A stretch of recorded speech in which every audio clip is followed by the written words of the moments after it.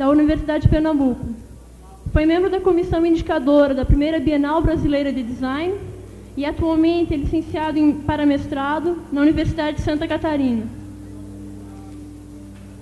Senhor Edgar Farinas Terraças é designer do Equipos, que é aquele laboratório de Brasília, Centro de Tecnologia Hospitalar, Engenharia de Reabilitação, Fundação das Pioneiras Sociais, com desenvolvimento de equipamento hospitalar em Brasília, Distrito Federal. Senhor Fernando Antônio Fontoura Bini, à minha direita, graduado em Artes pela Embap, licenciado em Desenho e História da Arte pela PUC do Paraná e professor de História do Design, História da Arte na Universidade Federal do Paraná e no Cefet. Professor João Bezerra de Menezes, designer industrial pela ESD, mestre em Engenharia de Produção pela COOP da Universidade Federal do Rio de Janeiro e diretor do Ergotec, projeto de consultoria Santa Catarina SC Limitado. Foi diretor da AGAP, membro da comissão indicadora da primeira Bienal Brasileira de Design e atualmente é presidente do Abergo e professor da FAO USP. Eu dou por aberta a mesa redonda Design e Pesquisa, no primeiro Encontro Nacional de Estudantes de Design.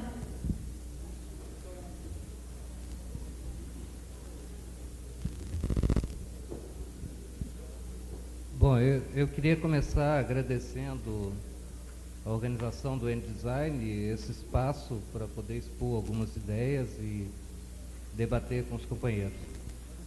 Queria também parabenizar a todos, em particular a comissão organizadora, pela beleza de encontro e principalmente pelo clima do encontro que nós estamos encontrando, que nós estamos participando, que é um clima muito bom. Ótimo. E depois, para incomodar o mínimo possível, eu queria ser bastante objetivo. Essa mesa redonda está constituída de 6 temas, o que me dá mais ou menos 2 minutos e meio em cada tema. Ótimo. Então vamos por partes. Primeiro, a questão dos novos materiais. Eu acho que está aí, nós estamos num período dos materiais compostos, né? Passamos do período dos materiais simples, passamos da época do ferro, do cobre, etc., para trabalhar com a união entre os materiais. Sobre essa questão, eu queria chamar a atenção, porque eu acho fundamental que antes que se parta para um estudo de novos materiais, que se verifique a possibilidade de que esses materiais cheguem ao Brasil ainda na nossa geração.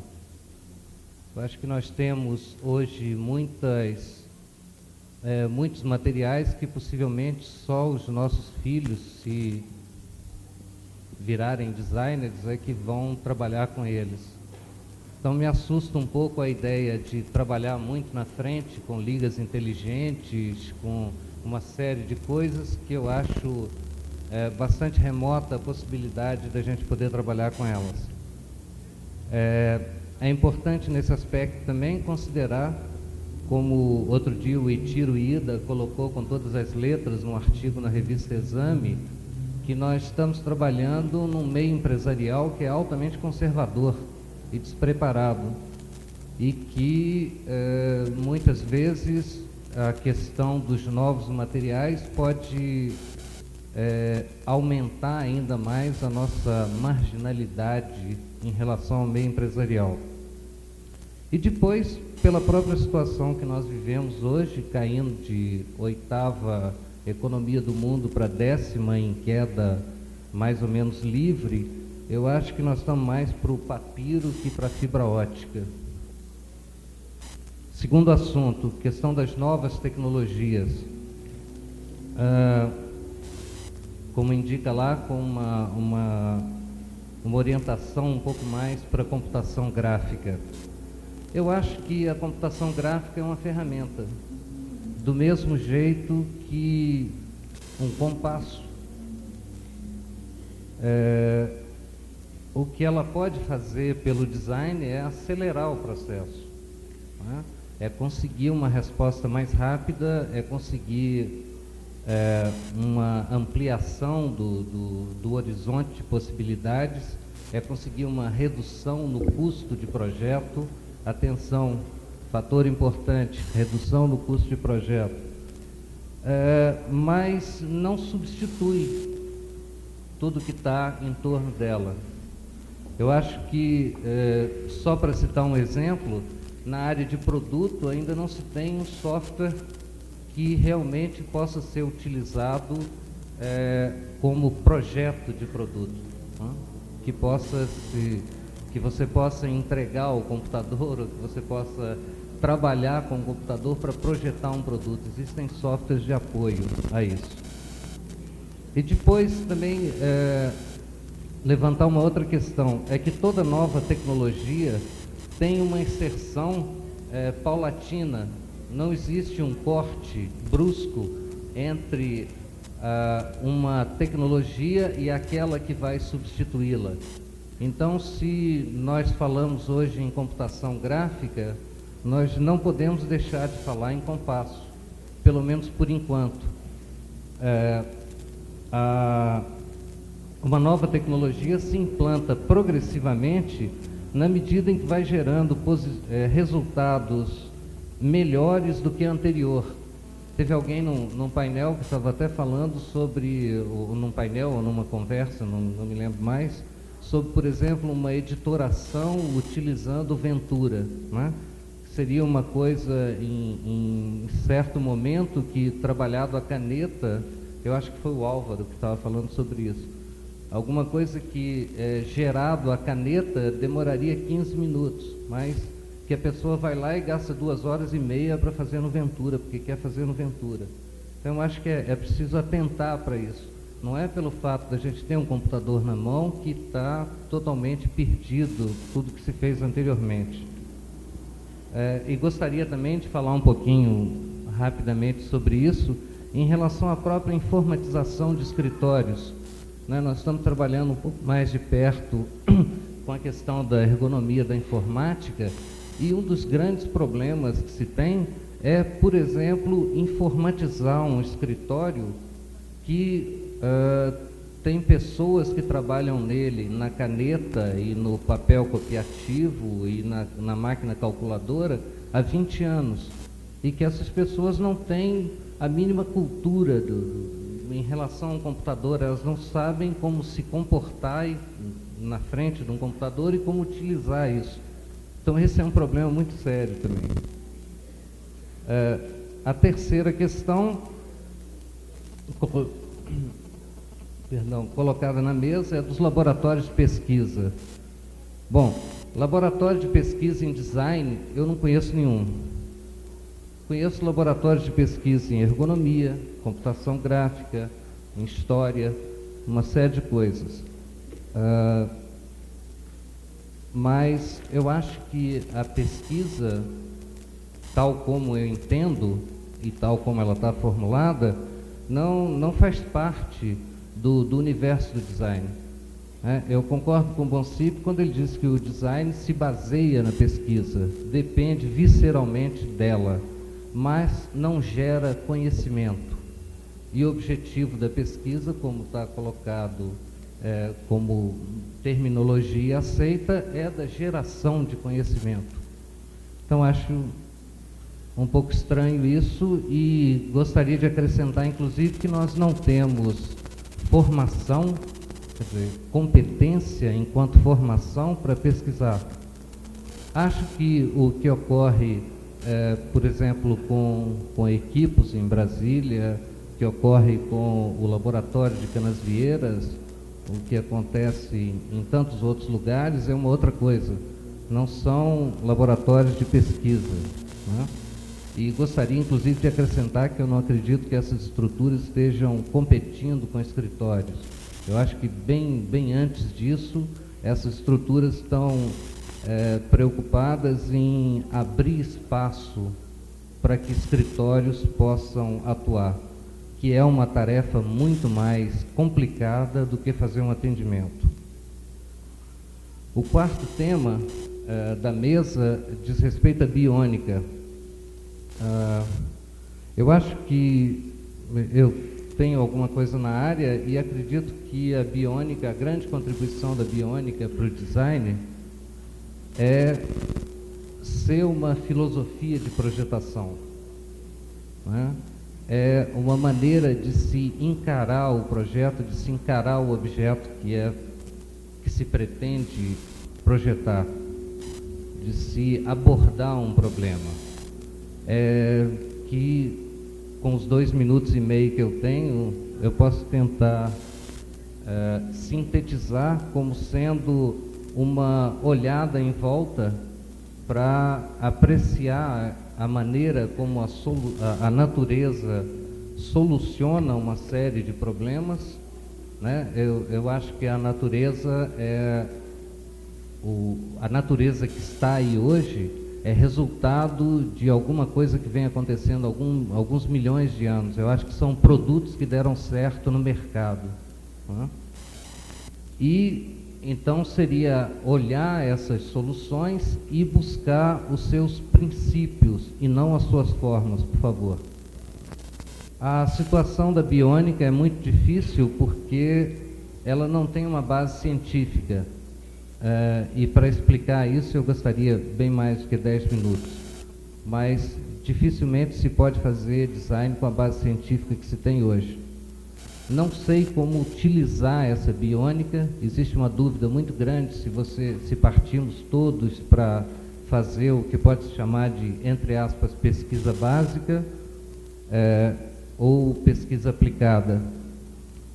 E torço atualmente para que a teoria do caos, para que os fratais, que são uma maneira totalmente diferente de abordar a coisa científica, criem essa base científica para a biônica.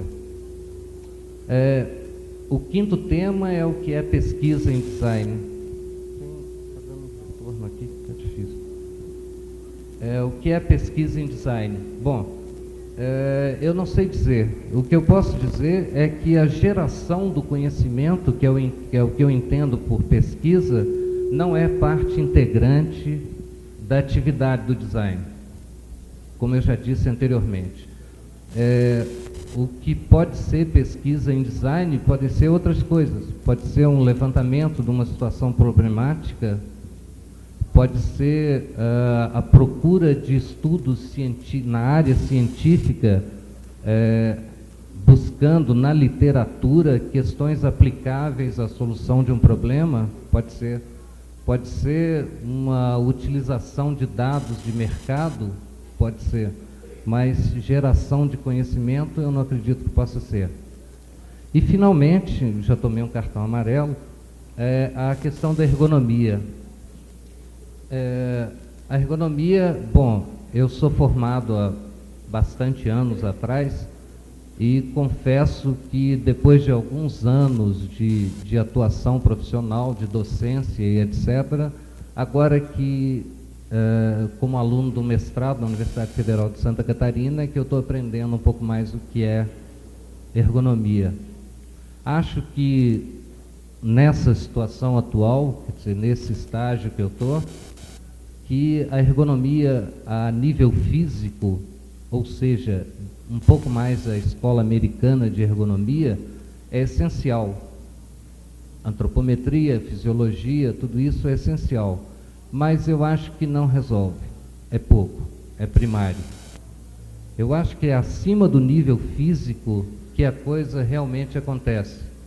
Queria colocar 3 exemplos, 3 pontos. Primeiro, a ergonomia cognitiva, né? Através da qual se pode buscar o entendimento dos procedimentos que levam alguém a realizar alguma tarefa. Depois, a própria prosêmica, que é uma coisa gerada dentro da escola americana, mas que transcende a questão física. A prosêmica seria a ergonomia do espaço em torno da pessoa, e não próprio dela. E depois também uma outra questão que tem sido objeto mais do nosso trabalho, que é a questão da ergonomia da informática. né, que é basicamente a questão da interface do homem com uma máquina que ele não vê como funciona, só vê um resultado. E que trabalha bem mais nos procedimentos desse homem, numa série de componentes, do que na coisa física da tela. Para exemplificar essa minha preocupação atual com a ergonomia, quer dizer, isso e o meu discurso, eu queria dizer que nós estamos fazendo um trabalho atualmente, vocês devem saber, existe hoje uma norma chamada NR17 do Ministério do Trabalho, que cria a questão da ergonomia nos postos de trabalho das empresas, que está bastante polêmica e tal. E nós estamos fazendo esse trabalho da NR17 junto a bancos, né? E nesse trabalho nós tivemos conhecimento que os bancários são os profissionais que mais se suicidam nesse país, né? Então, certamente bancários não se suicidam porque a sua cadeira é desconfortável ou porque tem que empurrar a gaveta do caixa com a barriga. É uma coisa muito mais complicada do que a coisa física. E tomei uma bandeira vermelha. Obrigado.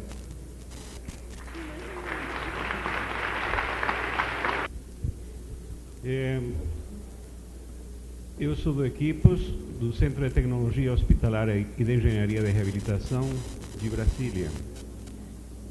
Queria primeiro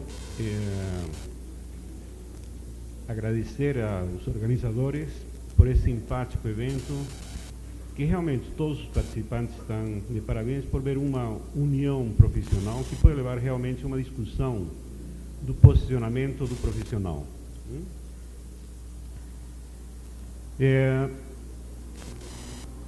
Há uma preocupação muito grande atualmente sobre novas tecnologias. E me parece que esse tema deve ser tomado mais ampliamente. É um problema que talvez seja discutido até politicamente. Existe a ideia de entrar, por exemplo, a participar de um primeiro mundo. De repente temos uma abertura de importações. Tudo isso, toda essa expectativa de poder participar de novas coisas, deve trazer um reflexo, um pensamento sobre o que significa exatamente o trazer novas tecnologias, o participar do primeiro mundo. Até que ponto, digamos, esses números que até o Rigi falou, sobre a nossa economia ser a oitava do mundo e estar despencando. O que significa esse número na realidade? O que somos nós? Em que ponto o Brasil tem alguma influência na realidade? Isso não significa grande coisa. Em termos mundiais, é 0,08% da economia mundial. E nós podemos ver claramente, por exemplo, que houve a guerra agora do Golfo, e os soldados participaram dos diversos países, tinham um breakfast com ovos, sucos de fruta, todos bem vestidos, alimentação, serviço médico, enfim, todo um sistema complexo de atendimento. E enquanto os países do terceiro mundo tiveram que participar, o Brasil não teve que mandar um ovo, uma laranja. Então significa que os países do primeiro mundo não veem os do terceiro, o Brasil, como uma necessidade nem agrícola. Como esse país, então, de repente, começa a pensar em entrar num primeiro mundo? E aí que devemos fazer um reflexo mais claro sobre o que se pode trazer, o que significa nessas novas tecnologias. Pode acontecer com essa abertura a compra de objetos que podem ser simplesmente o que está acontecendo no Brasil. Está se importando o quê? Whisky, alguns carros. E em termos de tecnologia, o que deve ser feito? Nesse momento, o que interessa é a apropriação da cultura tecnológica e não da aquisição de equipamentos. Que, em primeiro lugar, na aquisição de equipamentos, ou se compram equipamentos já ultrapassados, que são de interesse das próprias fábricas de enviar esses equipamentos que já estão com um conhecimento para eles passado, e eles estão desenvolvendo novas coisas que provavelmente, quando cheguem aqui, já estão velhos, e eles vão nos oferecer novos produtos, e nós vamos continuar comprando. Se no momento não estamos preparando uma cultura tecnológica, o que significa isso? A preparação, antes de mais nada, da infraestrutura do conhecimento dessa tecnologia, para poder desenvolvê-la, melhorá-la e adaptar às nossas necessidades. Nós que, principalmente o Equipos, participa muito na área de medicina, e nós temos notado que o Brasil tem feito importações, tem aparelhado hospitais com novas tecnologias. Vocês devem saber de uma infinidade de denúncias de hospitais que têm tomógrafos computadorizados, guardados, abandonados ou enferrujados. Então foi a aquisição do produto, mas não estavam preparados os técnicos para utilizar esse equipamento. Não havia pessoas preparadas para dar a manutenção do equipamento. O hospital não tinha o espaço necessário para ocupar um tomógrafo computadorizado. Não tinha, às vezes, o sistema de refrigeração e uma série de outros elementos que são fundamentais para poder utilizar esse equipamento. Um equipamento desses provavelmente deveria ser utilizado para ter um benefício real 24 horas por dia. Então, de repente, hospitais que não têm um número suficiente de pessoas com necessidade de atendimento daquele equipamento, se utiliza apenas algumas horas por dia, o que significa um custo operacional extremamente elevado. É a mesma coisa que se, por exemplo, se faz crítica hoje em dia, e devemos analisar isso com muito cuidado, sobre as carroças, sobre a nossa tecnologia brasileira. Devemos pensar um pouco se existe uma necessidade de trazer uma Ferrari. De que adianta ter uma Ferrari se as nossas estradas não estão preparadas para receber? De que adiantaria ele desenvolver 380 km por hora se ela não vai conseguir desenvolver nem 100 porque os buracos não vão permitir isso? De que adiantaria nós todos termos um computador no nosso veículo? Qual seria o significado disso? Então, que tipo de tecnologia nós devemos trazer e de que forma devemos planejar esse sistema tecnológico das nossas necessidades? Temos que ter um programa tecnológico que seja beneficiário, por exemplo, um grande número de pessoas, onde seria localizada essa tecnologia, e deveria ser prevista o tempo de utilização, as necessidades, o desenvolvimento, para, se possível, tomar o maior número de pessoas o conhecimento dela, principalmente em universidades, onde poderia ser feito programas científicos de pesquisa de auxílio às indústrias. Os técnicos de diversas áreas poderiam utilizar. Então, vários segmentos, várias profissões poderiam se servir do conhecimento dela. Para quê? Para depois disso poder ter a tecnologia própria e desenvolver coisas de necessidades de um país que está no terceiro mundo para poder passar a um primeiro mundo. Entre essas coisas, por exemplo, eu tenho visto ultimamente, principalmente na área de medicina, médicos que, por um problema econômico, importam tecnologia. É que eles veem que um médico que fez um curso no exterior chega, monta uma clínica e traz um equipamento novo, que tem um monitor que mostra alguma coisa. E as pessoas começam a se dirigir para essa clínica. Ele automaticamente compra um equipamento similar para ter também esse equipamento, mas de repente a especialidade médica dele não tem necessidade desse tipo de equipamento. Então cria um problema de que de repente há um preço maior para cuidar dos pacientes, há uma subutilização desse tipo de produto e que não traz benefício nenhum. Há outros, como por exemplo a ressonância magnética. Ressonância magnética É um equipamento altamente sofisticado, que não tem energia nuclear, então o paciente não correria risco. E o paciente pode ser visto como se fossem cortes longitudinais da pessoa e ver então qualquer tumor ou fazer qualquer tipo de levantamento sem perigo do paciente vir a sofrer algum problema. Mas o que acontece? Determinados hospitais compram esse tipo de equipamento e eles não têm uma infraestrutura de refrigeração. A ressonância magnética, ou seja, a central magnética, precisa estar refrigerada a menos 18 graus de temperatura. De repente, a área não tem um sistema de refrigeração para manter 18 graus de temperatura. O hélio que mantém essa temperatura, de repente a região não tem um sistema de gases para manter o gás que pode sair caso haja algum aumento na temperatura. O peso do equipamento é fantástico. Então, às vezes, tem que haver uma reforma no próprio prédio para poder receber um equipamento desses. Bom, finalmente vamos dizer que esteja sendo já utilizado e ele funcionando. O que acontece? Posteriormente foi descoberto que, no caso, por exemplo, de fixações ósseas, então nós precisaríamos de uma pessoa que teve um acidente. Essa pessoa anteriormente teve um outro e teve uma fixação óssea com platina ou qualquer outra coisa, ou tem até uma obturação metálica.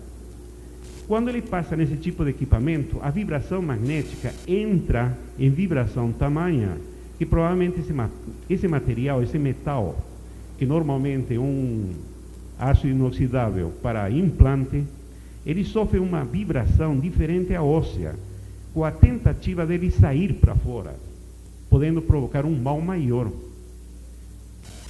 Somente depois algumas pessoas começaram a tentar que realmente isso era um risco para o atendimento com essa nova tecnologia e que seria necessário utilizar equipamento especial.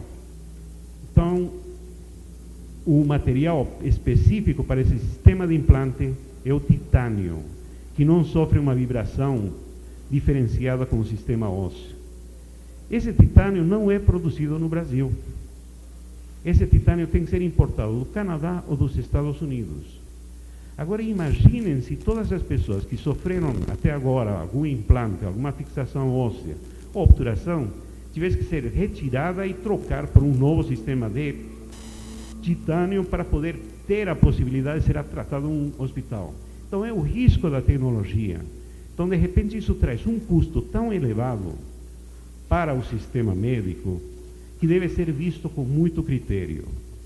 Então, não só as novas tecnologias nos devem maravilhar, nós devemos analisar a necessidade de ter um programa da tomada do conhecimento dessa tecnologia, um programa de aplicação dessa tecnologia em determinada área para ser bem utilizada corretamente, para não ter o custo governamental que traz novas tecnologias, novos objetos que não podem ser utilizados corretamente. Eu acho que nós, como profissionais de desenho industrial, devemos atentar não somente às novas tecnologias, devemos ter consciência do significado do nosso progresso, do nosso momento. A necessidade nesse momento é produzir coisas para que o país melhore, para que a sociedade tenha melhor alimentação, tenha perspectivas de trabalho, tenha um rendimento mais homogêneo. E esse cuidado deve ser dos designers. O poder compartilhar, o discutir consigo e com a sociedade o que é bom para nós. Eu acho que dentro da nossa profissão, essa participação da qualidade do produto, do conhecimento das perspectivas de coisas que estão sendo feitas, já que em todas as revistas, as publicações, nós temos um contato muito antecipado a outras profissões sobre novos produtos, novos lançamentos, verificar realmente o que e onde nós devemos aplicar o nosso conhecimento. Isso é isso. Obrigado.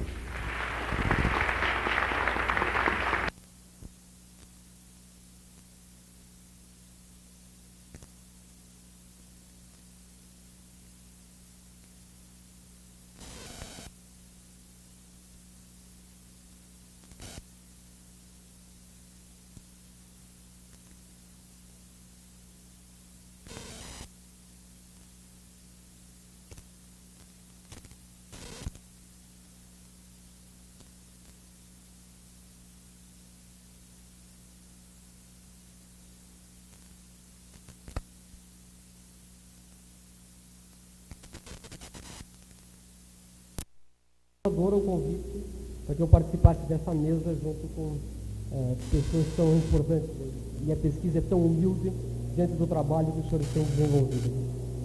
E como professor de duas instituições de ensino superior, eu não posso deixar de lamentar a situação do ensino, principalmente o ensino universitário, conduzido a níveis praticamente insuportáveis hoje com esse programa do Collor. Essa greve deflagrada pelos estabelecimentos de ensino federais pretende mais uma vez mostrar que o programa de destruição do ensino, começado há praticamente 30 anos atrás, ainda não foi interrompido. As minhas atividades hoje praticamente são somente do magistério e de pesquisa teórica. Portanto, eu tenho a impressão que o meu convite para participar dessa mesa redonda é para mim abordar a questão da pesquisa a nível teórico. E começo pela desmistificação praticamente de teoria.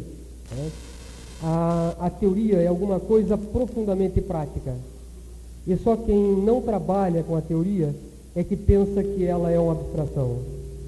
Nos diz João Cabral de Melo Neto: se eu não suasse, se eu não ficasse sem dormir, eu seria um papagaio. A teoria é um árduo esforço para o desenvolvimento para o desvendamento do objeto. Esse objeto que nos instiga e que é aquilo que nós chamamos de realidade. No conceito que desenvolvo sobre a universidade, não é possível a dissociação entre o ensino e a pesquisa. Por isso, peço desculpas se ao falar em pesquisa, mencionar frequentemente o ensino. Voltemos à questão da nossa realidade. Uma das mais graves consequências do subdesenvolvimento cultural que vivemos é determinada pela incapacidade do cidadão saber quem é e de formular projetos futuros de acordo com suas tradições, com seus antecedentes ou com sua história sociopolítica. Mesmo assim, nos mais altos graus do nosso desenvolvimento intelectual e tecnológico, possuímos sempre uma dúvida racional quanto à realidade daquilo que chamamos realidade. O Guy Boncepe disse em uma entrevista que só na América Latina ele descobriu o significado de política. Isso ele não aprendeu na Alemanha, muito menos em Ulm, onde para ele os problemas eram superestruturais. Para nós, esse problema é indissociável da nossa ação como sujeito, ou mesmo como objetos de transformação da realidade. Qualquer esforço que se proponha a lançar uma luz neste caos adquire automaticamente um sentido político, nos diz Marta Traba. Num exercício didático realizado com alunos do curso de desenho industrial na Universidade Federal do Paraná, durante o ano de 1988, pretendíamos pesquisar, resumidamente, a opinião dos profissionais na área de design sobre a universidade. É importante salientar aqui que neste ano, 1988, os meios de comunicação de massa encetavam campanhas difamatórias e indiscriminadas sobre o funcionalismo público em geral e a ineficiência da universidade em particular. Provavelmente parte daquele programa que eu mencionei no começo. A pergunta formulada era: qual a função do curso universitário na sua atividade profissional? Dos 20 entrevistados, 40% eram formados em curso de desenho de produto ou programação visual. 25% tinham formação universitária em áreas diversas da sua atuação profissional.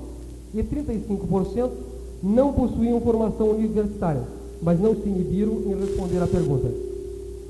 A grande maioria dos profissionais formados em curso superior consideram o seu curso desnecessário para a sua atuação profissional, tendo às vezes que esquecer o que aprenderam na universidade. Outros reconhecem certos privilégios do seu diploma, mas dizem ter aprendido na prática e que talento é que é necessário. Os profissionais sem curso universitário também já possuem a visão crítica da universidade.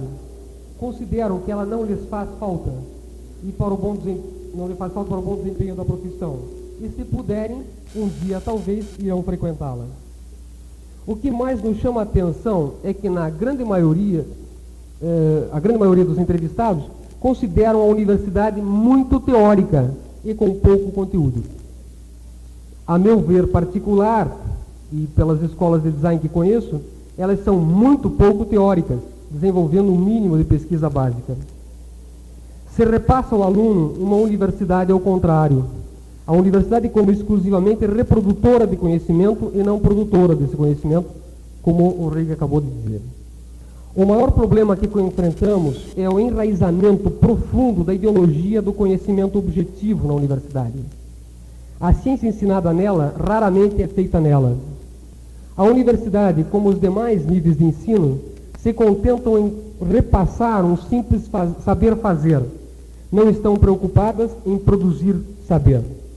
A produção científica, também chamada de pesquisa científica, é constituída por um conjunto de atividades desenvolvidas nos centros de pesquisa e são exercidas normalmente em 3 níveis. Uma primeira pesquisa, chamada pesquisa básica ou fundamental, o desenvolvimento da pesquisa ou a pesquisa aplicada e o ensino. A pesquisa ou a pesquisa fundamental é a que melhor corresponde à imagem corrente que se tem de ciência. É o trabalho de descobertas de leis, de propriedades, de fenômenos ainda desconhecidos. Corresponde a uma pequena fração da produção científica dentro da universidade em geral. O desenvolvimento é a mais frequente. Consiste em aplicar os resultados das ciências ditas fundamentais a fim de resolver os diversos problemas que se apresentam. Consiste mais em encontrar do que em procurar ou pesquisar. O nível do ensino corresponde à difusão dos conhecimentos científicos, parte integrante da prática científica, pois a manutenção e o desenvolvimento da atividade científica dependem da formação de mão de obra especializada. Não esqueçamos também que muitas vezes mais importante que uma descoberta científica é a disseminação dessa descoberta, a possibilidade de uso pela comunidade dessa descoberta científica. A propósito, pela falta de tempo, deixamos de lado a questão das possibilidades de manipulação pelo poder dominante do conhecimento objetivo, transformando o saber científico em saber mercadoria. Mas admitimos que ao tomar a opção epistemológica, esta seja também, por essência, política. A oposição radical entre saber objetivo, chamado de científico, e saber subjetivo, considerado ideológico, filosófico ou místico, nos leva a denunciar, em termos epistemológicos, a ideologia que subtende tal oposição. Essa oposição nos conduz a uma outra, a oposição metodológica entre conhecimento do mundo natural e o conhecimento do mundo social. Segundo Japiaçu, o conhecimento do social separado da natureza torna-se idealismo. Por sua vez, o conhecimento do natural separado do social torna-se materialismo mecanicista. Em ambos os casos, caímos em questões de verdade, que compõem os manuais, os famosos catecismos positivistas, da mesma forma que as doutrinas das ciências até o século XIX. É comum identificar ciência com o saber objetivo, e aquilo que pertencer ao domínio das opiniões, dos juízos, de valores, são conhecimentos subjetivos e egocêntricos. Isto vem impedindo que as ciências, dentro e fora da universidade, venham assumir uma função crítica. Para Gaston Bachelard, a nosso ver, para a epistemologia, é preciso aceitar o postulado seguinte: o objeto não pode ser designado como objetivo imediato. Em outras palavras, uma ida ao objeto não é inicialmente objetivo. É preciso aceitar uma verdadeira ruptura entre o conhecimento sensível e o conhecimento científico. Para ele, a evidência primeira não é uma verdade fundamental, mas ela deve, antes de mais nada, criticar tudo. Longe de se maravilhar, o pensamento objetivo deve ironizar, conclui Bachelard. A primeira questão que procuramos desvendar é esta dimensão crítica da ciência, desenvolvida pela Escola de Frankfurt, principalmente Horkheimer, Adorno, Marcuse, Habermas e hoje seguido por Peter Bruegger. A ciência crítica tem seu mérito maior em criticar as ciências para que se desalienem, exerçam uma função libertadora e façam o progresso científico corresponder ao progresso humano. Mas esta ciência coloca em choque a noção de verdade. E aprendemos com Arthur Koestler que todos lutamos somente com meias verdades contra uma mentira inteira. A questão seguinte é que o desenho industrial é interdisciplinar por definição. Só que nós funcionamos como ilhas epistemológicas, dogmáticas e acríticas, quase sem portas nem janelas. A interdisciplinaridade não é algo que se ensine ou se aprenda, é algo que se vive. É a atitude do sujeito, provocada pela curiosidade, pela abertura, pelo sentido de aventura, de intuição das relações existentes entre as coisas e que escapam à observação comum. Enquanto prática coletiva, a interdisciplinaridade viria a revelar a indissociabilidade do ensino e pesquisa. Mostraria a fraqueza da distinção entre ciência pura e ciência aplicada, mantidas ainda pelas instituições sociais da ciência. Questionaria os conhecimentos adquiridos, tidos como objetivos e verdadeiros, e os métodos aplicados, e transformaria a universidade de um lugar de transmissão ou de reprodução de um saber pré-fabricado num lugar onde se produz coletiva e criticamente um saber novo. Ainda um outro problema atrapalha as pesquisas na universidade. Além dessa tendência que chamamos cientificista, é a submissão aos temas da moda internacional, e que desloca a pesquisa de sua função de atender à melhoria da vida humana e da organização social. Há ainda universidades que simplesmente não realizam pesquisa, seja pela falta de estrutura, de recursos humanos qualificados ou mesmo de programa institucional. Nessas universidades, existe uma contribuição marginal de cientistas que dedicam parte de seu tempo à docência. Nos cursos de desenho industrial é também muito comum os profissionais que se dedicam à docência e que consideram seu trabalho profissional como pesquisa acadêmica. Os programas de ensino superior não orientam os alunos para a atividade de pesquisa, nem fomentam o espírito crítico que ela pressupõe. Por isso se nota, principalmente, na pesquisa aplicada, defeitos de pesquisa científica, preocupação com o prestígio ou status, preocupação com problemas alheios às necessidades da comunidade. A desvinculação entre ensino e pesquisa constitui um dos principais problemas da universidade. Através do ensino e da pesquisa, concebida como uma atividade integrada, seria possível formar pessoas responsáveis, social, política e tecnicamente, adequando-os a problemas específicos da sociedade, criando uma base científica adequada aos problemas de desenvolvimento econômico, em condições de realizar pesquisa tecnológica e também absorver criticamente a tecnologia estrangeira. É importante uma participação generalizada dos estudantes nas tarefas de pesquisa, a fim de se familiarizarem com a prática científica e tecnológica, e dos pesquisadores no ensino, a fim de garantir uma alta qualidade do nível acadêmico. Deve-se considerar que o compromisso do indivíduo universitário é fazer pesquisa. Somente uma discussão que conduza a um processo de ação e avaliação poderá fazer surgir a tradição. Esta tradição é o resultado de apaixonadas buscas, do responder às nossas eternas dúvidas. Por isso, na vida intelectual, é indispensável que façamos compromisso com a nossa ignorância, com nossos limites de conhecimento, com os quadros mesquinhos de nossa especialização. É doloroso descobrirmos os limites de nosso pensamento, mas pela ciência é que se adquire a humildade. Talvez a humildade de saber que o saber é contínuo e que esse saber contínuo é uma tarefa que a gente leva pela vida toda. Talvez seja essa humildade que conduza à serenidade do sábio. Muito obrigado.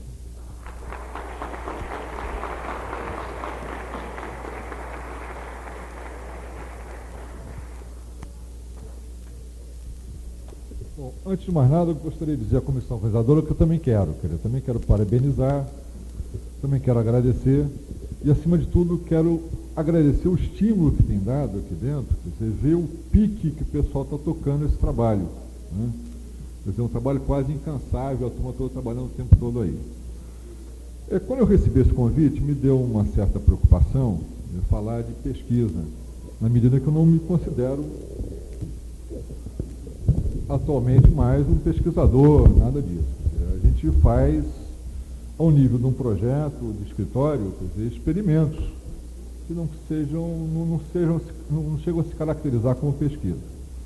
Então, eu pensei muito, quer dizer, como é que eu iria orientar e como é que eu ia conduzir essa falação aqui. O que me ocorreu foi, então, direcionar essa fala exatamente para essas pessoas que estão aqui dentro, que dentro de 6 meses, um ano e meio, estão saindo da universidade e enfrentando a vida profissional. Né? Quer dizer, e poucos desses aí vão de permanecer na universidade. Um ou outro, talvez, prolongue a sua estada na universidade através do mestrado, ou até mesmo um doutorado no futuro, e vindo ainda a ingressar a carreira docente, de pesquisa, etc, etc. Mas acredito que seja efetivamente uma minoria bastante pequena. Né? Bom, então é com esse objetivo que eu vou falar, quer dizer, dirigido para esse público, para essa pessoa que vai sair daqui e que eu acredito que dificilmente vai ter condição de fazer uma pesquisa de materiais novos, de novas tecnologias, que vai ter pouca chance de trabalhar num laboratório de pesquisa, que vai ter pouca oportunidade de trabalhar com a biônica, que vai se perguntar o tempo todo o que é pesquisa em design, né? E, acima de tudo, vai usar algum dado de ergonomia empiricamente, ou de alguma tabela, ou qualquer coisa desse tipo. Eu gostaria de salientar esse aspecto, porque eu acho que entre a pesquisa como tal, quer dizer, com teste de hipótese, com confiabilidade, com representatividade, etc., e não fazer nada, vai uma distância imensa. E nesse percurso entre não fazer nada e fazer uma pesquisa com toda a estruturação de pesquisa, com toda a confiabilidade, etc., né, nesse percurso tem muita coisa que pode ser feita e deve ser feita no dia a dia do trabalho do profissional de design. Eu chamaria isso de vários experimentos, para você definir a fórmula do teu produto, definir o caminho do teu produto. Isso é só um preâmbulozinho que eu vou voltar esse tempo depois, mais para o final. Bom, inicialmente eu queria falar algumas coisas sobre os temas propostos. Quer dizer, quando se falou em novos materiais, eu pensei muito, quer dizer, como foi levantado já aqui na mesa, quer dizer, os novos materiais estão nos países de centro, não estão nos países da periferia onde a gente se encontra hoje. Né? Mas uma série de materiais tradicionais estão aqui dentro. Uma série de materiais que nós temos aqui dentro, não estamos pesquisando em absoluto, tá? Que lá fora você não tem. Né? E a gente vê que essa tecnologia pode ser desenvolvida aqui dentro e deve ser desenvolvida aqui dentro. Não adianta a gente tentar correr atrás, quer dizer, da tecnologia de ponta do país do primeiro mundo, quer dizer, com o investimento que eles estão tendo, com o nosso fusquinha velho e com pneu roto na mesma estrada. Não adianta, isso é inviável. Quer dizer, se a gente quiser tentar acompanhar esse ritmo daí, de investimento que esses países estão fazendo em pesquisa e etc., a gente não vai conseguir atingir nunca. A gente tem que pegar outros caminhos. Isso depende também muito efetivamente da vontade de governo. Eu lembro uma vez uma palestra do Neumeister, ele explicando o desenvolvimento do trem maglev, o trem de levitação magnética alemão, do qual ele participou na parte de design. Né? Isso foi um programa de 17 anos na Alemanha. Se a gente pensar em termos de governo, são 4 governos que mantêm o mesmo projeto. É que num governo só é difícil você manter o mesmo projeto do início ao fim do governo, quer dizer, mudou o ministro, muda tudo. Né? Quanto mais pensar em 4 governos. Pesquisa leva tempo. E não é feita necessariamente por desenho industrial. Não é só o desenho industrial deixou de ser desenho industrial, ele virou um pesquisador efetivamente. Quer dizer, novos materiais e novas tecnologias, a gente vê muito essa situação. Mas a gente tem vários materiais que estão aí, que a gente pode pesquisar e pode desenvolver. Né? O outro item, novas tecnologias de computação gráfica, quer dizer, muito associado à computação gráfica, às vezes ele surge como uma panaceia para a criatividade. Né? Quer dizer, então, estamos com dificuldade de projeto, de criatividade, de método de projeto, então pensa-se como a solução mágica da computação gráfica. Nessa hora a gente pode estar incorrendo em besteiras de 8 megabytes, de 16 megabytes a 33 MHz de frequência. Né? Quer dizer, a besteira toma uma amplitude imensa. Né? Se a gente pensa mal com lápis e papel, vai pensar mal do mesmo jeito com o computador, não tem jeito. Né? Quer dizer, antes de mais nada, tem que se entender o que é o projeto, o que está se projetando. Né? Essa ferramenta, ela amplifica muito o poder de ação, sem dúvida nenhuma. E esse poder de ação amplificado pode ser para acertos e para erros também. A gente pode errar fragorosamente, né? E com muito mais poder de erro. O único aspecto que eu acho que é relevante nisso daí, quer dizer, na computação gráfica, é que ela exigiria um repensar em termos da formação do profissional, na medida que ela exige um repensar do projeto. Né? Quem tem usado computação gráfica para realizar projeto tem observado que a primeira coisa que você começa a pensar é a cota. Né? É o sistema de cotagem, o sistema de dimensionamento. Não é o que normalmente se faz. Se você usa um sistema de trabalho com sólidos, a primeira coisa que você começa a trabalhar é com a lógica booleana, que dificilmente ela é treinada na escola. Então exige um repensar, exige um retreinamento. Isso sim, isso exige mesmo, e acima de tudo, exige um nível de organização bastante maior. Quer dizer, aquele design intuitivo, aquele designer intuitivo que senta na mesa, pega o lápis e papel, começa a desenhar 1000 esboços para depois escolher qual ele vai querer utilizar, ele não vai estudar bem diante do computador, ele vai ter muita dificuldade. É preciso um trabalho mais sistemático, mais organizado para poder trabalhar com isso.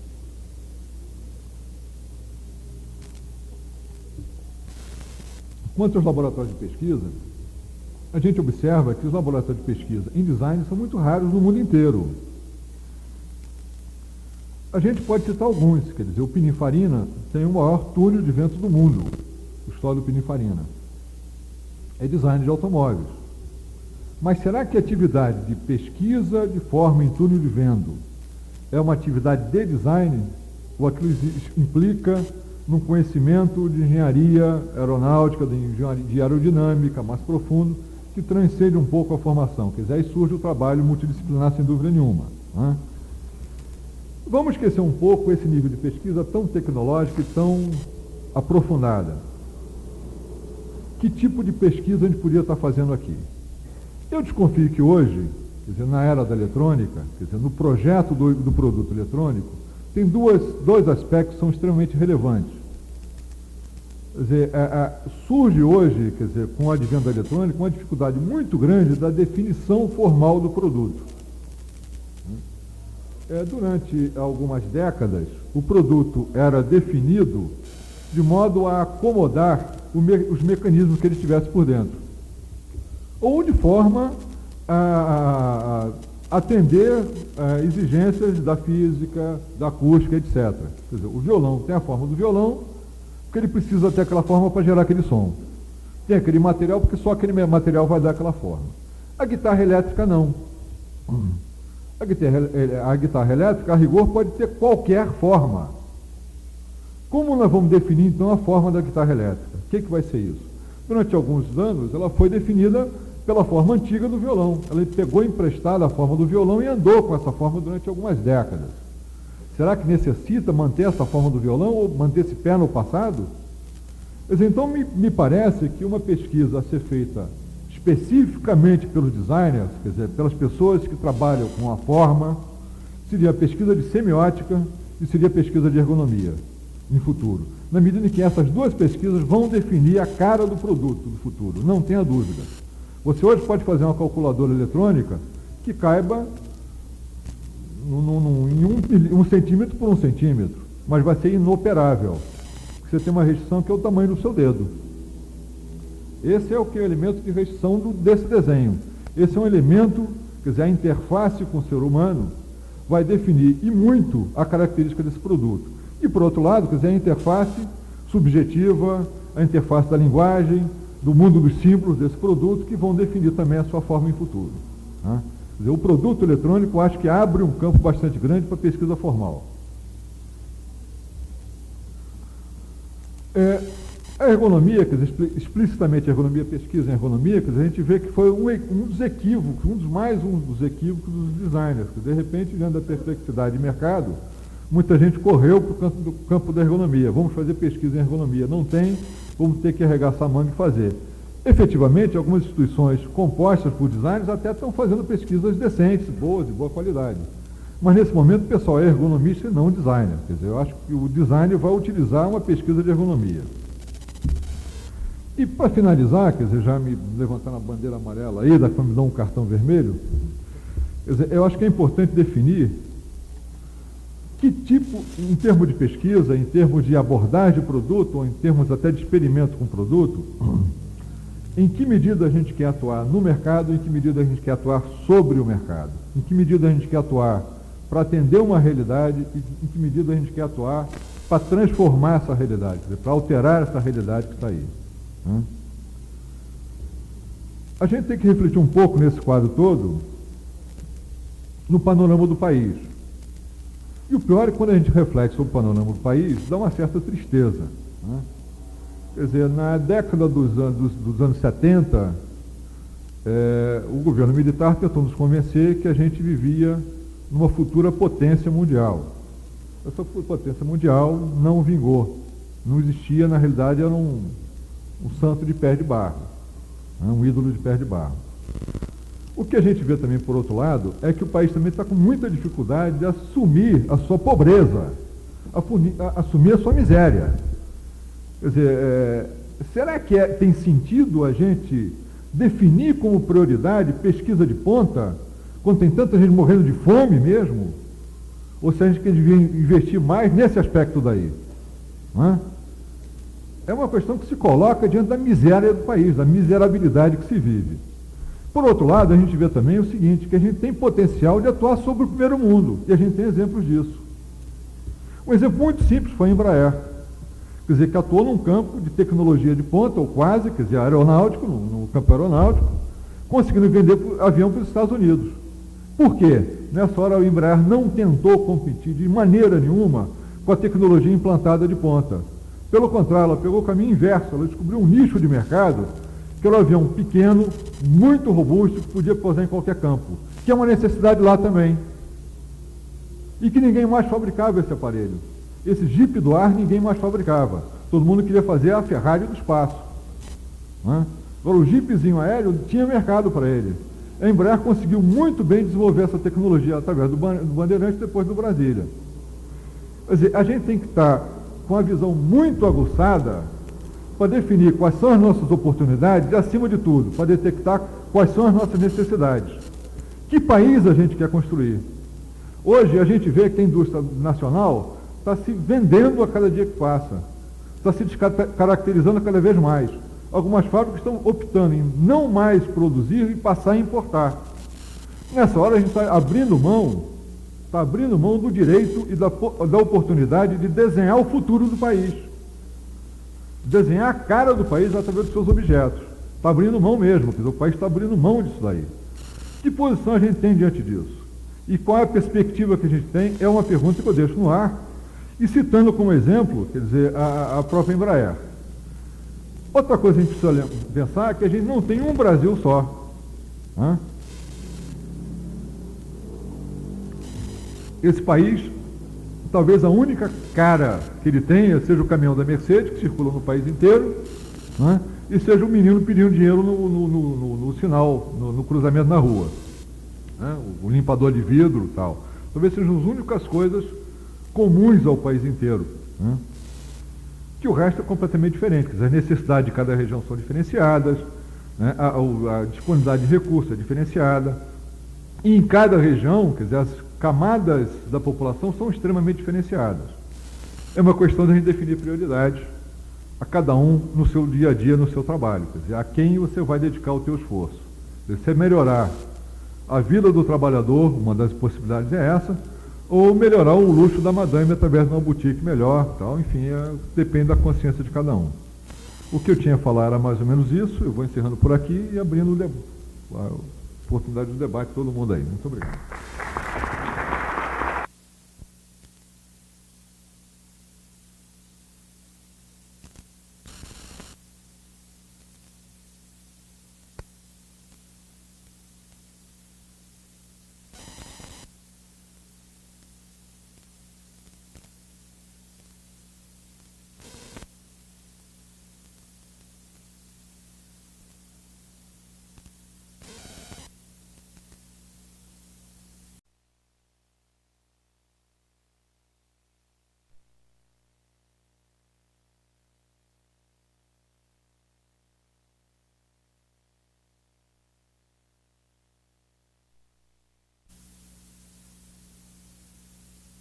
perguntas que podem ser feitas aqui nesse microfone da frente, mediante inscrição.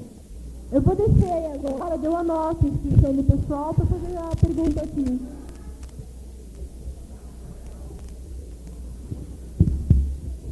Boa noite.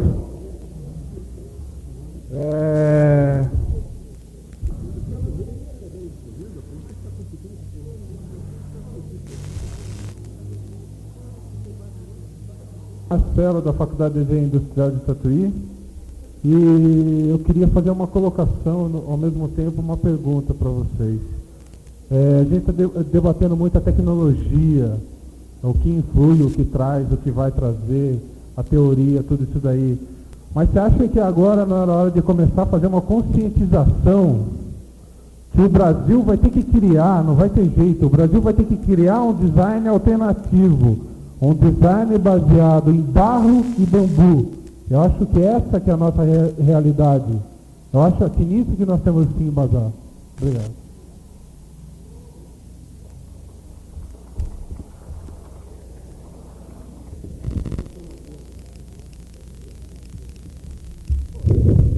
Olha, eu não acho que tem que criar tecnologia de barro e bambu, não. Tem que criar tecnologia do que for necessário, do que for viável e pertinente àquela região e àquela situação.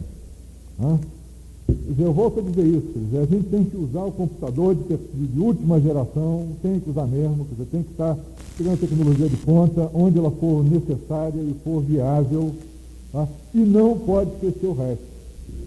A gente não pode substituir um país velho, um país atrasado, um país primitivo, não pode substituir esse país por um país que não existe, que não tem recursos para comprar. Agora, onde tiver recurso para comprar, onde tiver condição de entrar com tecnologia nova e de ponta, temos que entrar, sim, senhor. Não tem dúvida nenhuma. Nós temos que atuar em todas as frentes. Não tem arrego, tem que atuar em todas as frentes. Quer dizer, da piroga dos índios ao chip de computador, não tem jeito. E no que for viável. Quer dizer, barro e bambu, onde for barro e bambu viável.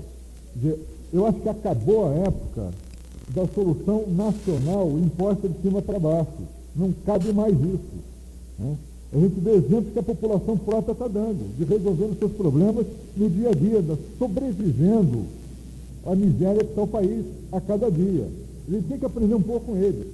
Da mesma maneira, quando a gente faz um projeto, tem que conhecer o operário que está usando aquele equipamento, a gente tem que conhecer também a solução do usuário lá embaixo. Não tem jeito, do camarada na favela ou do diabatório, que solução está dando. Não adianta a gente repensar por ele. É colocar a sua técnica a serviço. Não tem jeito, é isso mesmo. Agora, em termos de pesquisa, de certa maneira é por aí, onde você tem barro e bambu, e você não tem o resto, o barro e bambu pode se mostrar muito mais eficiente. Pode ser eficiente. Quer dizer, a gente tem desenvolvido algumas tecnologias, o país tem desenvolvido algumas tecnologias. A tecnologia do álcool é nacional. Hoje está começando a desenvolver tecnologias de reaproveitamento de bagaço de cana, de palha de cana ou do diabo 4. Está aí disponível para burro. Tem a dar com o pé esse troço. O que não pode é estar pegando bagaço de laranja, como as grandes empresas de laranja estão fazendo, pegar o bagaço de laranja, em vez de alimentar, ter ração da brasileira, está sendo ração de exportação. Porque não está atingindo o preço no mercado nacional. Quer dizer, a produção de laranja hoje você exporta tudo. Tudo. 90% do suco de laranja você exporta no Brasil. Exporta ainda, 90% da produção. O mercado, a solicitação do mercado de tá bom, porque a gente tem a laranja aqui, Agora, isso reflete também uma inversão. Quer dizer, a gente começa a produzir para a necessidade dos outros, não para a nossa necessidade. O que aconteceu no mercado de laranja no Brasil depois que as firmas passaram a exportar o suco? Acabou a laranja de boa qualidade de mesa. Essa vai ser moída para exportar. Isso acabou.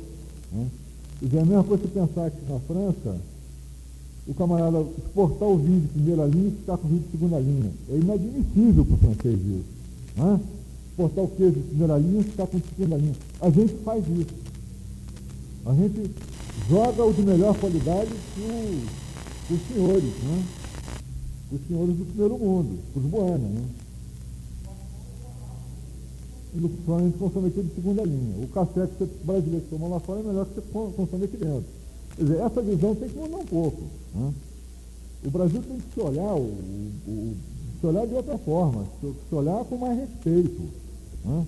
A gente vive até hoje o estigma do colonizado.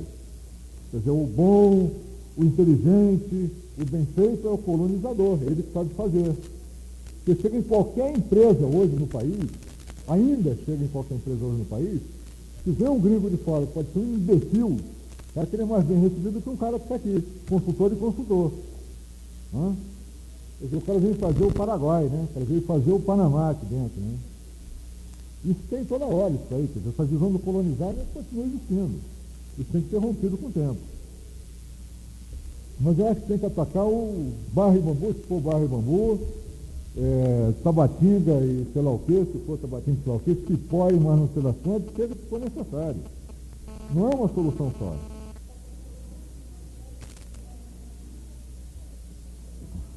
Não, veja bem, eu quero só te contar um caso aqui, ocorrido comigo em 1977. Tá? Pela primeira vez na minha vida eu estava visitando o Nordeste, fazendo a Campina Grande. E dei uma parada em João Pessoa. Então, com a visão meio romântica das coisas, estava olhando para as jangadas, dizendo, pô, o pessoal deixou de fazer jangada de jangada, né? De tronco. Então, jangada de madeira, um absurdo isso, pô, uma tradição que se perde, não sei o que e tal. E tinha algumas jangadas paradas ali adiante, na água, de PVC, de tubo de PVC. Aí eu tinha um pescador consertando a rede, puxar um papo com ele. Pô, não faz mais jangada, tal, não sei o que, essa jangada é de tábua. Meio ressentido com aquela situação. Ele disse, não, a jangada de tábua é 10 vezes melhor do que a jangada de tronco. Porque eu não fico com o pé dentro d'água, eu não fico com o pé torto em cima da madeira, o meu pé não vai dar frieira. No vão da jangada de tábua eu boto o peixe, boto com gelo seco, ela é toda revestida de isopor. Né? Ele conhece a de PVC. Não, o dia que a gente conseguir botar a vela na de PVC, está resolvido o problema, porque ela dura muito mais do que essas daqui. Né? Então me fez repensar um pouco essa situação do design alternativo, entre aspas, né? Do design primitivo, essa coisa toda. Quer dizer, é um pouco aquela frase de 11:30, né? Agora, quer dizer, quem gosta de pobreza é intelectual, né? A verdade é essa, a jangada de pau era muito pior para o cara se arrebentava naquilo dali. Por que não? Por que não evoluiu o produto? Hã? Agora, aí é uma outra história, quer dizer, a dependência do material é outra história. Aí a conversa já muda de tema realmente. Né? Na hora que você começa a entrar numa situação que você tem que depender de fora, sem colocar uma dependência para o pessoal de fora também do produto que você tem, como poder de barganha, aí a coisa fica complexa. Né? E essa história que você te falou da internacionalização da economia, de interdependência entre as economias, é fajuta. Que não é, porque a gente só depende. Os caras não dependem nada daqui. Né? Aí que é a coisa mais séria.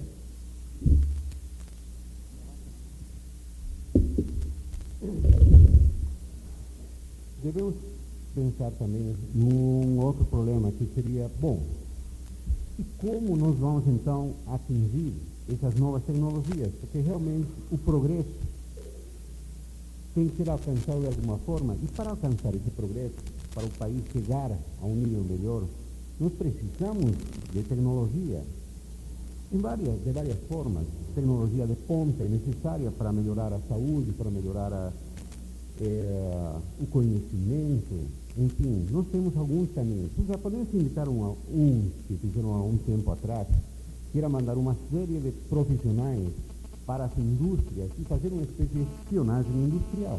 Eles fizeram isso durante algum tempo. Mas atualmente as indústrias, os detectores que têm o poder das novas tecnologias não estão abertos mais para receber ninguém. Não permitem esse tipo de entrada. Pelo contrário, eles distribuem o conhecimento em várias unidades para ninguém saber o que está fazendo. O produto é recolhido e montado num determinado país e é produzido cada peça em um outro, para que ninguém saiba o que está fazendo. Então, difícil vai ser também entrar por esse caminho. Que outras alternativas esse país tem? Nós teríamos a alternativa de que as indústrias participassem de alguma forma de sociedades ou dentro de qualquer tipo de ligação com empresas que têm a tecnologia, vão poder trazer alguma coisa. Mas será que eles vão mandar as novas pesquisas? Ou será que vão mandar apenas a tecnologia já conhecida? Ou seja, aquele processo de vender o produto que já passou do conhecimento deles?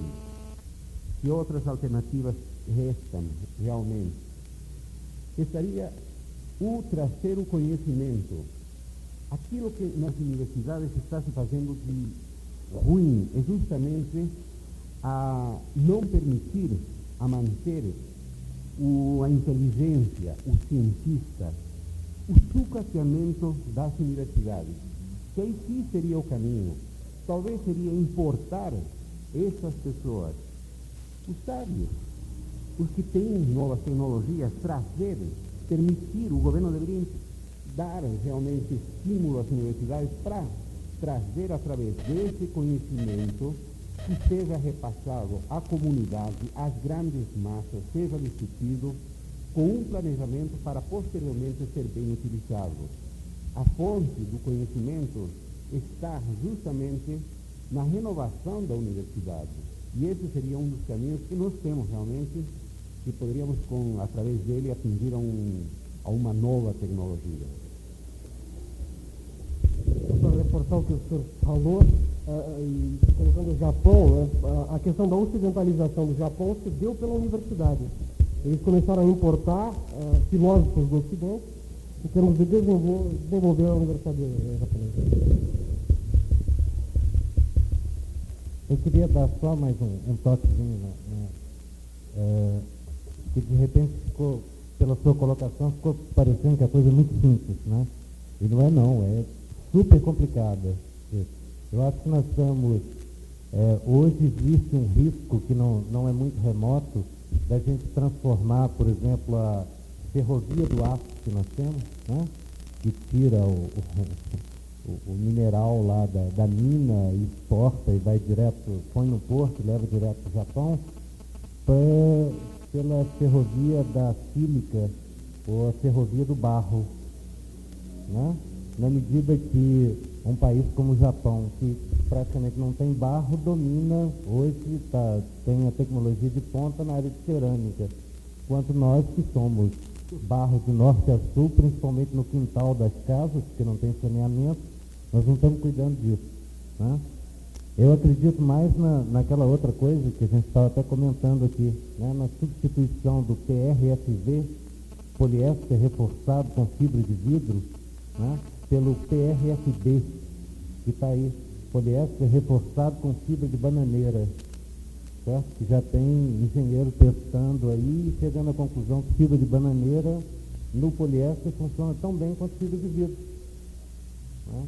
Então a coisa é muito mais complicada. Quer dizer, eu concordo com o João, você tem que trabalhar em todos os nichos.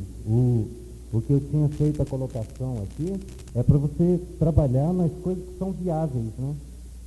Não é se deixar seduzir pela nova tecnologia, pelo discurso modernista, modernoso, caquético que está aí, né? Da Ferrari a 380 km por hora, não sei aonde.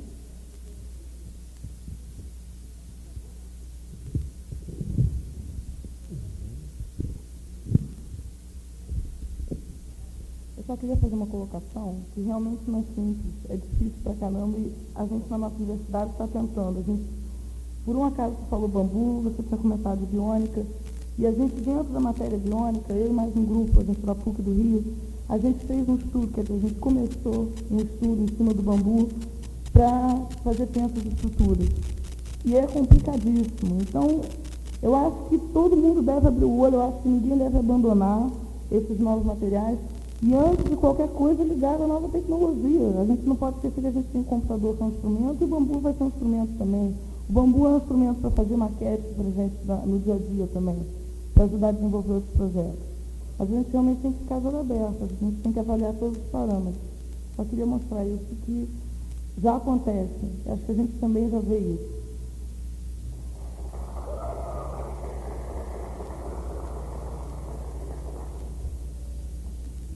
Esse lado das das necessidades de um país do terceiro mundo, é necessário também que se discuta mais amplamente quais são os espaços que o Brasil tem, por exemplo, para exportação, onde o país pode e deve desenvolver sua tecnologia. É o caminho da agricultura. Nós estamos, por exemplo, nós podemos ser realmente o celeiro do mundo. Esse é um dos caminhos. Será que nós temos uma tecnologia que serve para a nossa realidade? Até que ponto, de repente, nós ficamos perdidos com tentar imitar, como ele falou anteriormente, um primeiro mundo? E por que não definir o espaço da nossa tecnologia, de que nós temos que fazer? Quando nós temos problemas vitais, que seriam alimentação, moradia, transporte, coisas básicas. Dentro desse tipo de desenvolvimento de tecnologia, o que poderia trazer benefícios também ao país? Isso é fundamental. Não só tecnologia por ser entrar no primeiro mundo.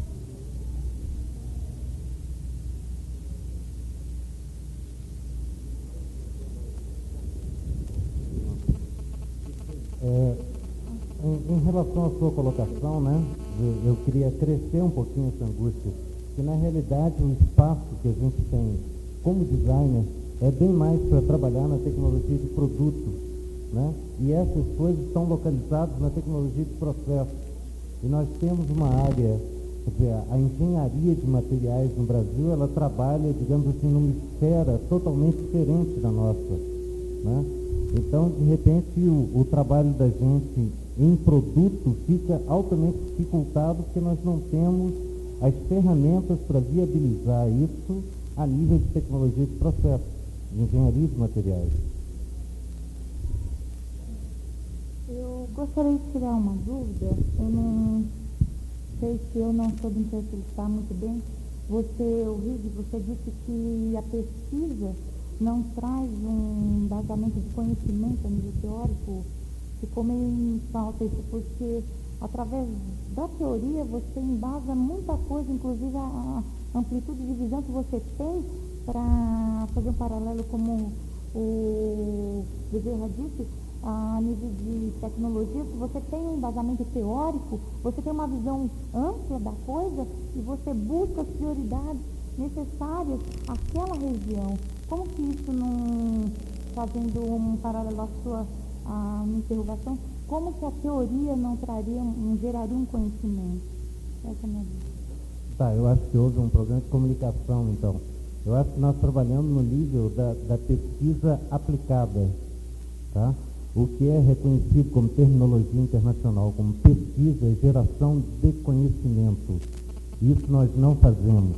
Nós transformamos conhecimento em alguma coisa palpável, que é o que se pode chamar pesquisa aplicada, né? E nisso eu teria até uma observação a fazer.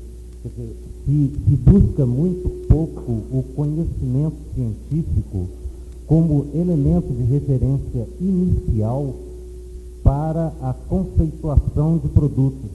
Normalmente a gente vai correr atrás da teoria já com o produto conceituado. É quando você tem um problema para a coisa parar em pé, é quando você tem um problema para resolver melhor algum aspecto daquilo que já está conceituado. E eu acredito que a grande fonte de inovação tecnológica esteja na conceituação do produto, que é a interpretação do conhecimento científico gerado de maneira a conceituar um produto de uma maneira diferente do que ele está aí. Isso nós não fazemos e a escola não ensina a fazer.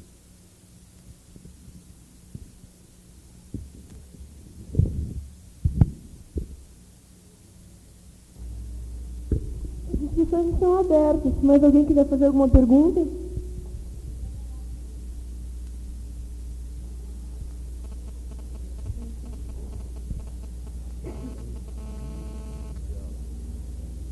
A mesa gostaria de encerrar com alguma colocação?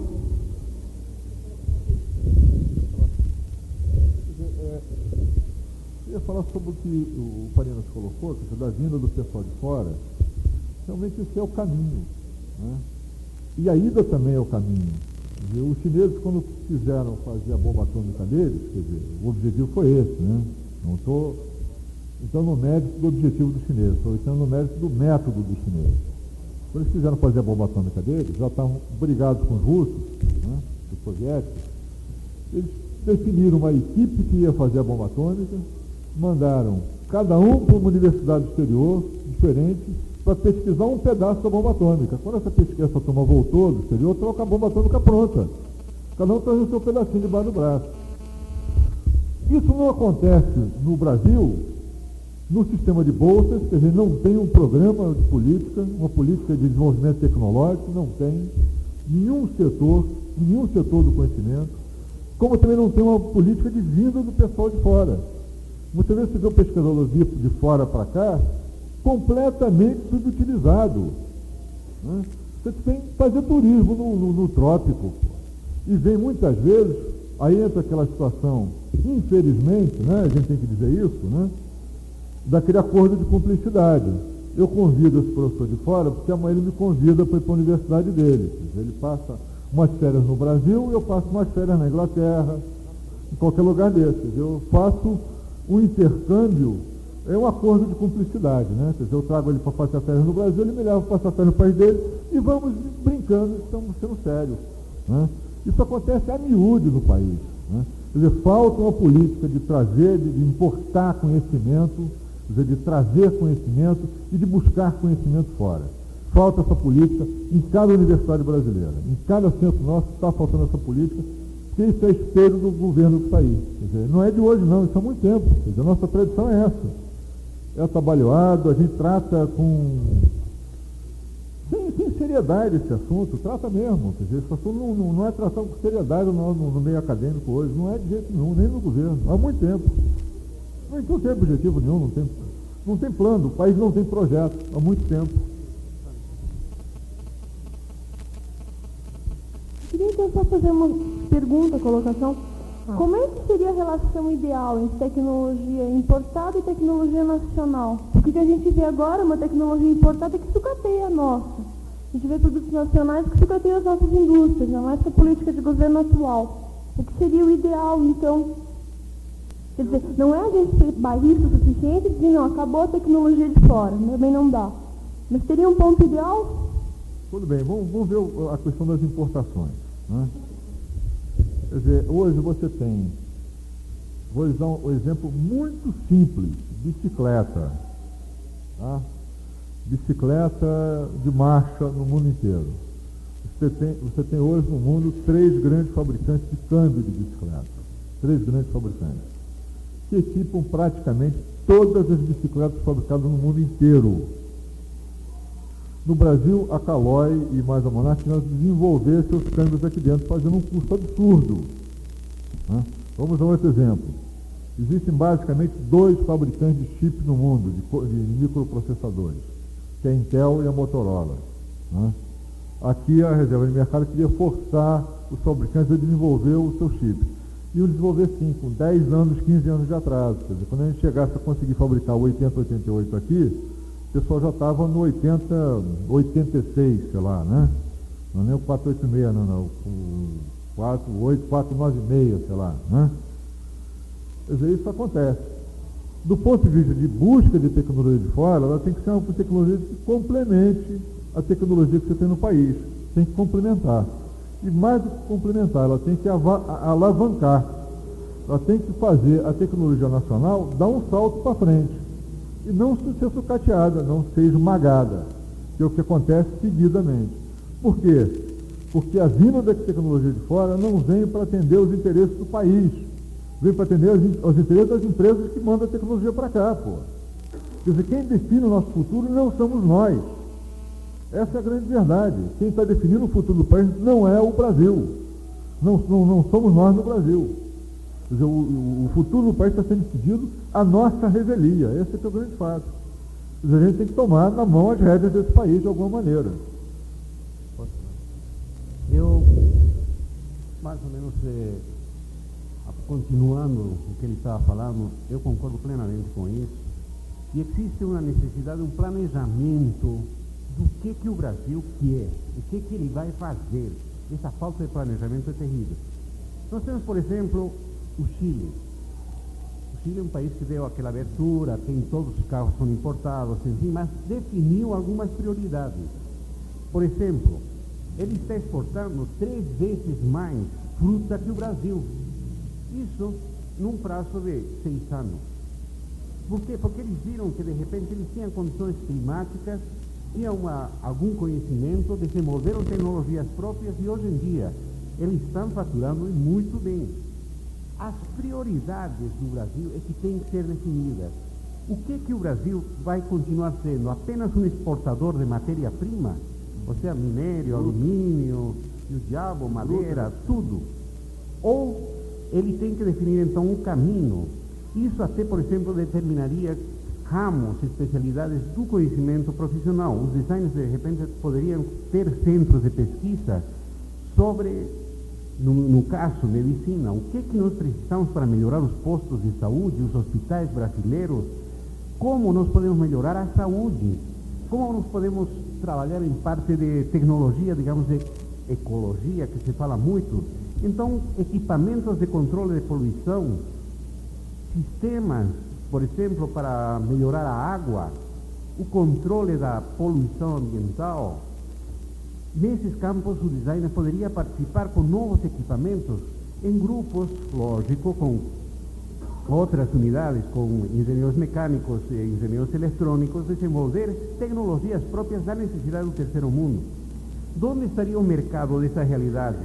É o próprio terceiro mundo.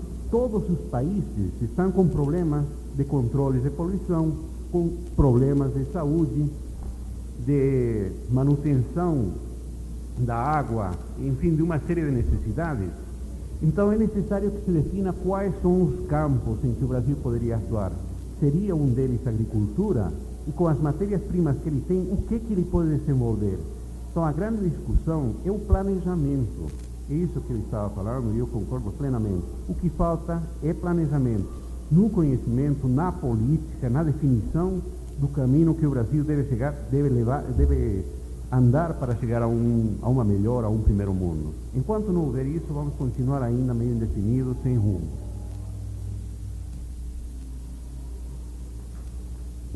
Eu sou Edilson da Belas Artes, eu queria fazer uma pergunta ao Rig.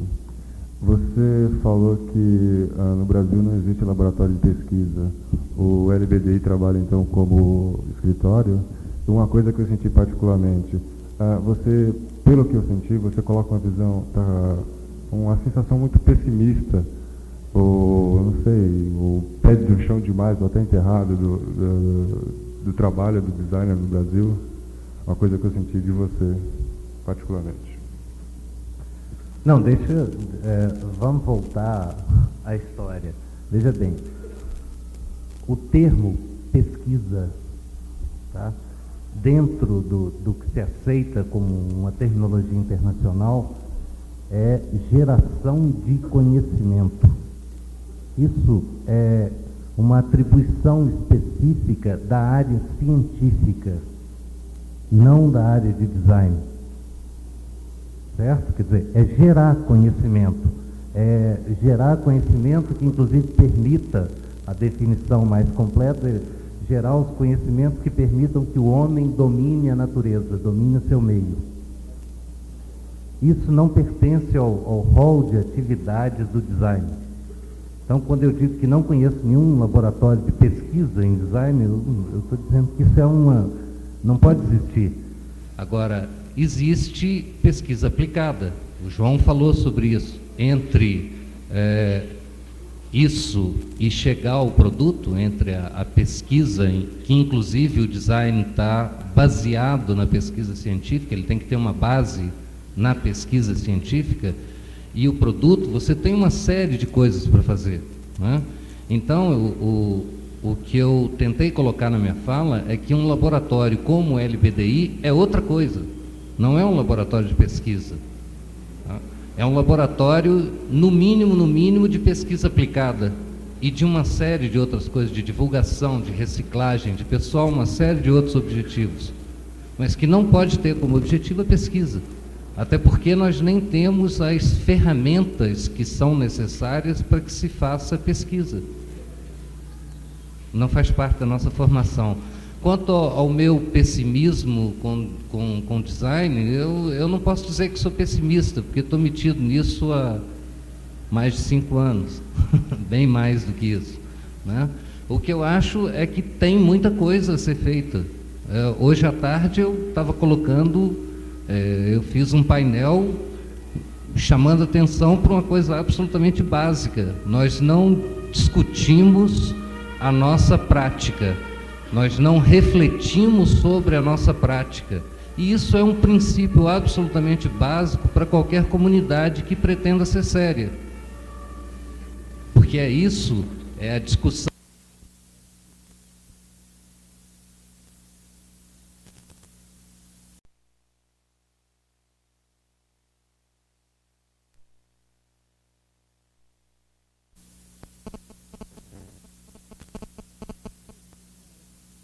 E é uma ética. Então, o que eu acho é que nós temos, sim, muita coisa para fazer. Nós surgimos nesse país num período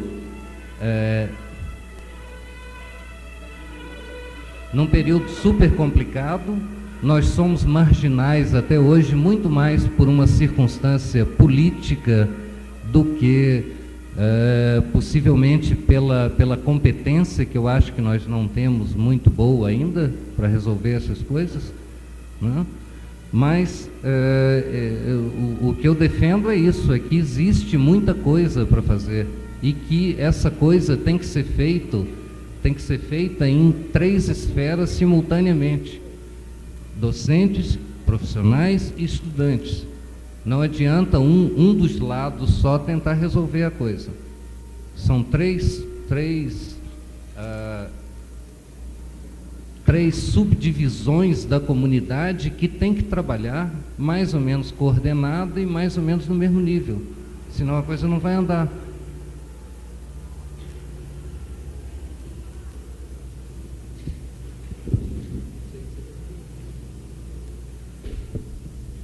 Bom, eu vou ter que encerrar as inscrições por motivo de tempo. Queria agradecer a todos os componentes da mesa pela contribuição, assim, em nome de todos os participantes do evento, e dar então por encerrada a mesa redonda Design e Pesquisa. Só reforçar o aviso que, acabando a mesa redonda, ou seja, agora, começam a sair os ônibus para abertura de exposição Pioneiros de Design do Paraná, na Sala Miguel Bacum, na Secretaria de Estado da Cultura. Obrigada.